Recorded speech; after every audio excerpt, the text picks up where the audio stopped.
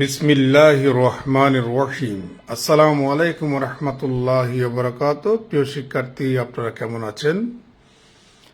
আমার কাজের ফাঁকে গণিত শেখা পর্ব 13। আজকের টপিকে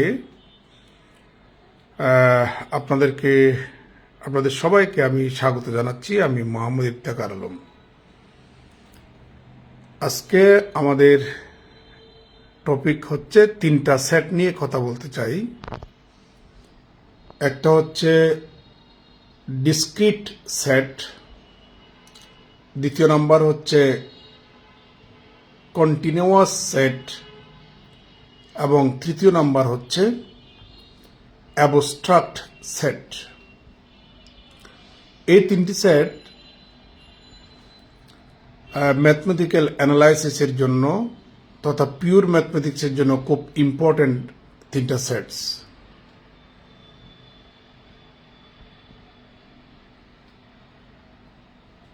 আমি এখন আপনাদেরকে চেষ্টা করব এই তিনটা সেট সম্পর্কে সংক্ষিপ্ত একটা ধারণা দেওয়ার জন্য। প্রথমেই আসি আমরা ডিসক্রিট সেট।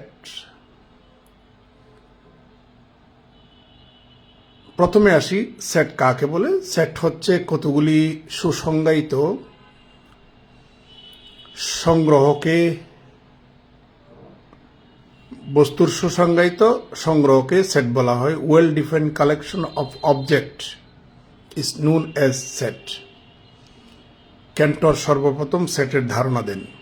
তো ওইরকম তিনটা সেট সম্পর্কে আপনাদেরকে আজকে একটু ধারণা দেব। প্রথমে হচ্ছে আমাদের ডিসক্রিট সেটস। ডিসক্রিট শব্দের অর্থ হচ্ছে বিচ্ছিন্ন।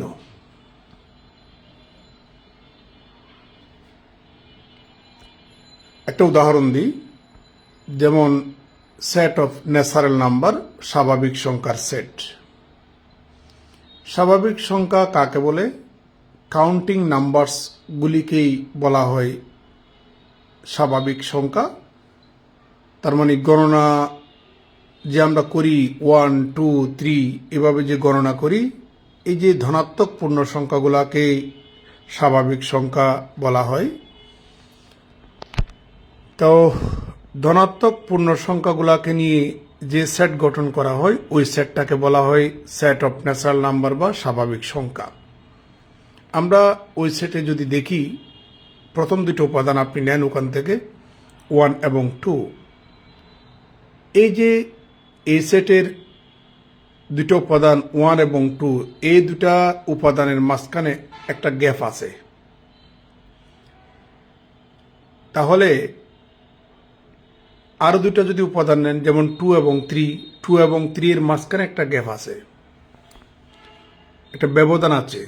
অর্থাৎ কোন একটা সেটের যদি পাশাপাশি দুটা উপাদানের মাঝখানে একটা ব্যবধান থাকে, তাহলে ওই সেটটাকে বলবো আমরা বিচ্ছিন্ন সেট বা ডিসক্রিট সেট।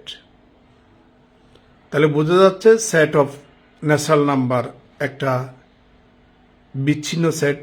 ঠিক একইভাবে সেট অফ ইন্টিজার্স এটাও একটা বিচ্ছিন্ন সেট বা ডিসক্রিট সেট। ঠিক উল্টোভাবে আমরা যদি দেখি, যেমন সেট অফ রিয়েল নাম্বারস, এই সেটে পাশাপাশি দুটো উপাদান যদি আপনি নেন,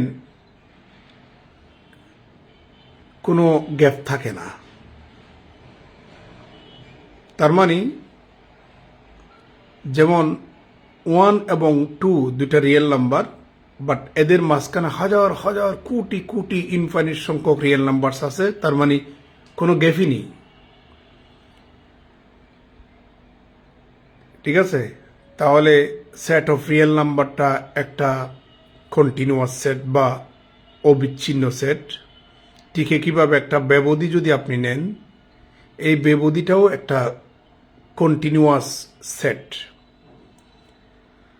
প্রিয় শিক্ষার্থী, আমরা দুইটা সেট নিয়ে আলোচনা করলাম। আর একটা সেট বাকি আছে, সেটি হচ্ছে অ্যাবস্ট্রাক্ট সেট বা বিমূর্ত সেট।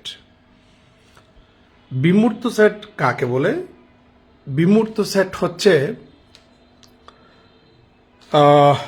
আমরা বিমূর্ত সেট যেমন মনে করেন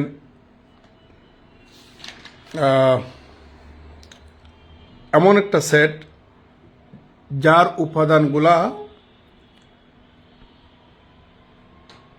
ভৌত বৈশিষ্ট্যের উপর নির্ভর করে না, গাণিতিক বৈশিষ্ট্যের উপর নির্ভর করে এবং গাণিতিক বৈশিষ্ট্যের সম্পর্কের উপরে নির্ভর করে।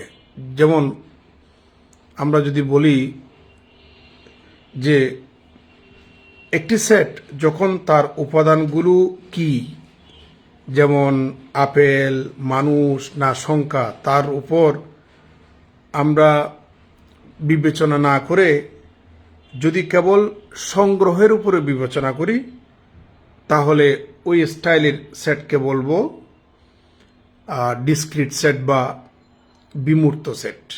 প্রিয় শিক্ষার্থী, এই তিনটা সেটের ধারণা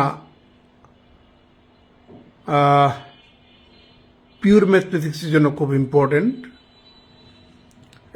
মোটামুটি আমি আপনাদেরকে একটু উদাহরণ দিয়ে সহজেই বুঝিয়ে দিলাম। এই তিনটা সেট সম্পর্কে আপনাদেরকে জানতে হবে, এটা উচ্চতর ম্যাথমেটিক্সের জন্য খুব ইম্পর্টেন্ট। যেমন রিয়েল অ্যানালাইসিসের যে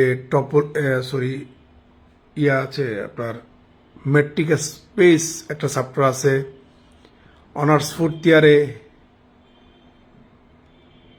ফাংশনাল অ্যানালাইসিস আছে, জেনারেল টপোলজি আছে, এগুলোর জন্য ইম্পর্টেন্ট। তো ভালো থাকবেন, সুস্থ থাকবেন। আমার এই তিনটা সেটের সম্পর্কে ধারণাটা যদি আপনার কাছে যদি উপকার মনে হয় তাহলে একটু শেয়ার করবেন। ভালো থাকবেন। আসসালামু আলাইকুম রহমতুল্লাহি ওয়া বারাকাতুহু।